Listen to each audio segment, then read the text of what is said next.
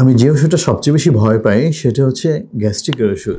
জি, আসসালামু আলাইকুম। আমি ডাক্তার মোহাম্মদ মনজুরুল করিম, শিশু কিশোর নবজাতক রোগ বিশেষজ্ঞ ও শিশু হৃদরোগের চিকিৎসক সহকারী অধ্যাপক আইসিএমএইচ মাতুয়েল মেডিকেল আপনাদের স্বাগত জানাচ্ছি। তো আমাদের চেম্বারে আসার পরে সমস্ত মানুষজন এসে আমাদের জিজ্ঞাসা করে, যখন একটা প্রেসক্রিপশন করি যাওয়ার আগে বলে বা ঢুকিয়ে বলে যে স্যার বাচ্চাদের পেটের মধ্যে প্রচণ্ড গ্যাস, একটা গ্যাসের ভালো ওষুধ দিয়েন স্যার। সবাই এসে বলে স্যার গ্যাস গ্যাস গ্যাস।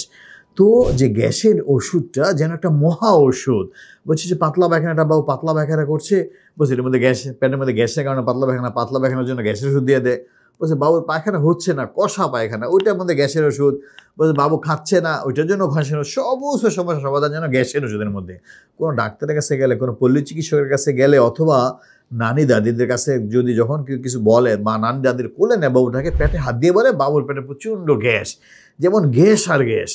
তো এই জন্য গ্যাস্ট্রিকের ওষুধ আমাদের বাজারে 6 লাভ হয়ে গেছে, বিভিন্ন নামে পাওয়া যায়। ছোটো বাচ্চাদের এক ধরনের গ্যাসের ওষুধ, বড় বাচ্চাদের এক ধরনের গ্যাসের ওষুধ।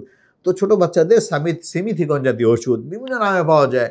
এরকম গ্যাস নীল, এরকম ফ্ল্যাকল, ফ্ল্যাটুলেক্স, বিভিন্ন নামে পাওয়া যায় গ্যাসের ওষুধগুলো। এই ওষুধটা আমি অত বেশি লিখি না, এই জন্য অভিযোগ আছে, অনেক ফার্মাসি ম্যান বলে যে ওষুধের দোকানদার স্যার তো ওষুধটা লাগে না। তো বলছে যে আমি ওষুধের নাম বেশি একটা জানি না। কেন? বলছি যে এই ওষুধটা আমার কাছে মনে হয় একটা ইউজলেস ওষুধ। এছাড়া আরেকটা হচ্ছে, একটু বড় বাচ্চাদের জন্য কী দিয়ে থাকি আমরা, ফ্যামোটিডিন জাতীয় ওষুধ, যেটা ফ্যামোম্যাক্স, ফ্যামোট্যাক, ফ্যামোডিন, পেপটিড, বিভিন্ন নামে পাওয়া যায়। তো দেখা যাচ্ছে যে ওষুধগুলো আমি কেন দিই না, তো আমাদের অনেকে জানতে চায়।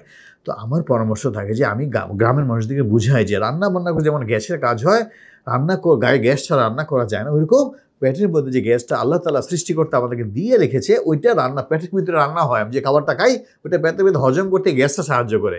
এখন যদি আমি গ্যাসের ওষুধ খেয়ে গ্যাসটাকে নষ্ট করে দিই, তো হজমটা আবার কোত্থেকে হবে? এই জন্য আমার পরামর্শ থাকবে গ্যাসের ওষুধটা অবশ্যই আমরা সীমিত আকারে দিব।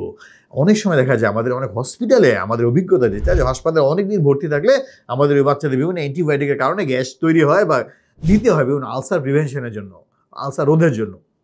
ওই ক্ষেত্রে দেখা যায় যেই বাচ্চাদের আমরা গ্যাসের ওষুধ দিই, ওই বাচ্চাদের ইমিউনিটি কমে যায়, রোগ প্রতিরোধ ক্ষমতা কমে যায়, তখন এই ওষুধ তার ভালো হতে সময় লাগে, আমরা বিপদে পড়ে দিলেও সমস্যা হয়। এই জন্য আমার পরামর্শ হবে গ্যাসের ওষুধ খেলে রোগ প্রতিরোধ ক্ষমতা কমে যাবে। এই জন্য দয়া করে ডাক্তারের পরামর্শ ছাড়া হিসাব করে গ্যাসের ওষুধ খাবেন, সবার জন্য, শুধু বাবুদের জন্য বলছি না। এই যে আমার জন্য আমি বলছি, এই যে আপনি আমার ভিডিওটা দেখছেন, এই যে আপনাকে বলছি, আপনি যে স্ক্রিনে দেখছেন, আপনিও দয়া করে গ্যাসের ওষুধটা হিসাব করে খাবেন। সেক্ষেত্রে অনেক ক্ষেত্রে অনেক রোগ প্রতিরোধ ক্ষমতা আপনার বেড়ে যাবে।